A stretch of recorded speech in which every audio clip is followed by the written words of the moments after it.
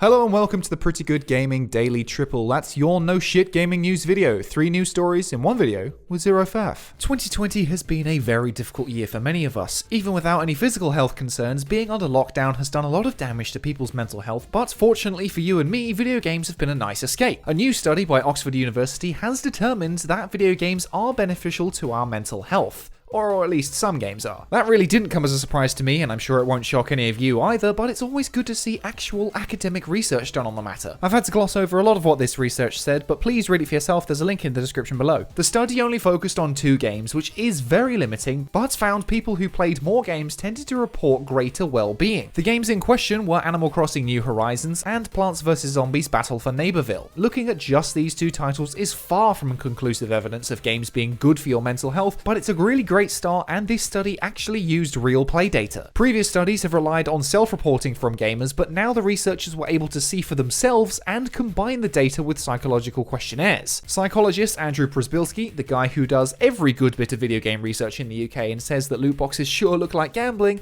had this to say. This is about bringing games into the fold of psychology research that's not a dumpster fire. This lets us explain and understand games as a leisure activity. It was a quest to figure out, is data collected by gaming companies vaguely useful for academic and health policy research? He said he was surprised at how little data game companies have on their players and how little such data has been used in actual research into the harms or benefits of gaming. Przybylski's research shows that if you play 4 hours a day of Animal Crossing, you're a much happier human being, but that's only interesting because all of the other research before this is done so badly. As I said before, this study is just the start and isn't a definitive answer to whether video games are good for your mental health, but they're certainly good for mine personally, and I'm sure many of you will agree. The study points out distinctions between intrinsic enjoyment of a game, playing it because it's fun, versus extrinsic enjoyment, you're playing because you feel bullied into it by the game itself or other players. How many games are there out there these days that make you feel bad for not playing and logging in to get all of their different daily challenges? The 2 games in the study are both very wholesome, family-friendly games that are rated for all ages, but when you compare that to brutally violent and depressing games like The Last of Us 2 or uncomfortable horror games like Resident Evil, the results could well be quite different, or they could show the same thing. The concept of gaming being harmful or addictive is often disputed by researchers like Przybylski, who say that there isn't enough evidence to support those claims. You have really respected, important bodies like the World Health Organization and the NHS allocating attention and resources to something that there's literally no good data on. And it's shocking to me, the reputational risk that everyone's taking given the stakes. For them to turn around and be like, hey, this thing that 95% of teenagers do,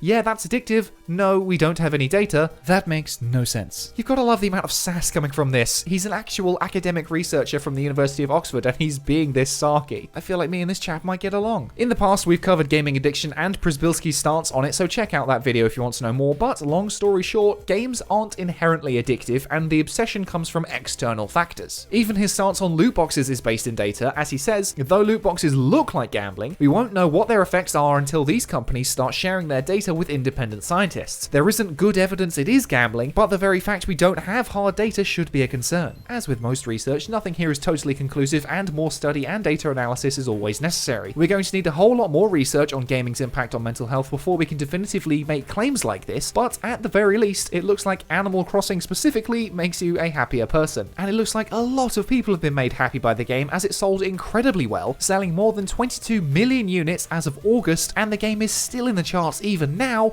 More on that later. And next up, another day, another Avengers story. Great. Last week I reported that the game caused Square Enix to lose between $40 and $60 million, but it continues to get worse as players continue to abandon the game. Despite being an incredibly successful brand that has dominated pop culture for the past decade, Square Enix's Avengers game is failing fast. I'm even wearing a Marvel t-shirt today while writing this, so just know I really wanted to like the game, but it's just not good. Over the weekend, the game had just 1,190 players online on PC, which is 96% of what it had at launch. The game actually had a pretty impressive launch with 2.2 million units sold, but that number quickly dwindled and people who did buy it stopped playing. At the time of writing, according to Steam charts, the game has had a peak of 600 players over the past 24 hours on PC. The console player bases will likely be slightly higher, but I wouldn't expect a significant increase. If you want a more comprehensive list of all the game's flaws, you can watch my review, but it basically shares all the same issues we've seen with games as a service time and time again. Countless bugs, severe matchmaking issues, lack of content, poor loot, repetitive gameplay, the list goes on, and it's the same same shit we've all seen before. Additional content was meant to come last month, but it was delayed into next year. Based on how things are going now, we may never actually see all the DLC come to fruition. Recently, the new playable characters supposedly leaked, and not for the first time, but I'm very skeptical that we'll actually see any of them. Even if they do actually release and become playable, I don't have high hopes for them being really unique or saving the game from its fundamental problems. The list was leaked by Twitter user Miller, who's been covering a lot of Avengers content, and it includes Kate Bishop and Clint Barton Hawkeye, both of which are confirmed and due to join the roster next year, King T'Challa Black Panther, who was confirmed following the tragic passing of Chadwick Boseman, Jennifer Walters She-Hulk, Bucky Barnes the Winter Soldier, Carol Danvers Captain Marvel, Peter Parker's Spider-Man, who's confirmed as a Sony exclusive, and James Rhodes War Machine. This is meant to be the order in which these characters will join the game, but the Winter Soldier and She-Hulk may be swapped, and the same goes for Spider-Man and Captain Marvel, according to Miller. This is all unconfirmed and unverified, but these characters have been mentioned in past leaks, and Miller references looking at concept art, abilities, and emotes. This is a reasonable selection of characters, though it is disappointing not to see any X-Men, but will any of them be able to save the game like they saved the world? Can these newcomers recover the 96% of players who left? Can they even recover 50%? Getting 8 new characters on top of the original 6 is all well and good, but until the fundamental issues are fixed, you'll just be playing through the same crap with a different skin. Hopefully, the reason Crystal Dynamics has been pretty quiet over the past few months is that they're hard at work fixing the broken game. It is possible for games as a service to recover from awful launches. I mean, just look at No Man's Sky or Battlefront 2. But I've said it before,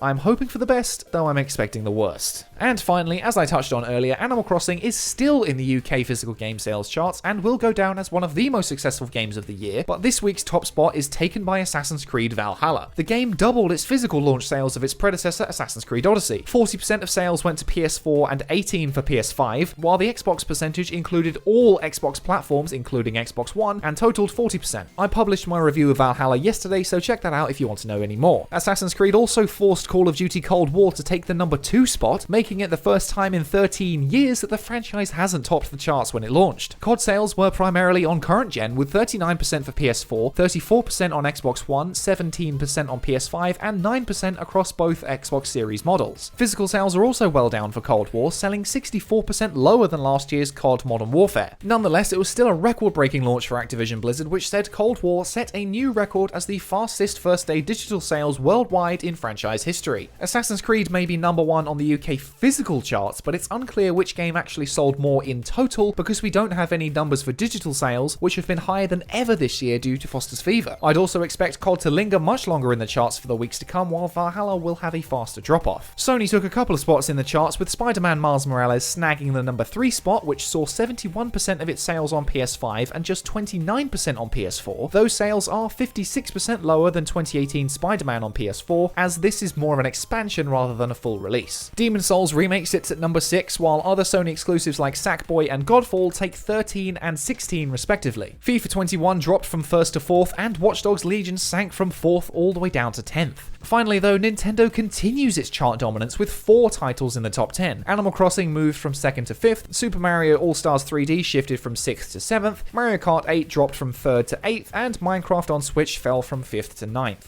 And that's it for today. If you enjoyed this no shit format, go ahead and give the video a like to give it a boost, hit subscribe and the bell if you want to stay up to date on all future installments, toss a coin to your YouTuber over at patreon.com/prettygoodgaming.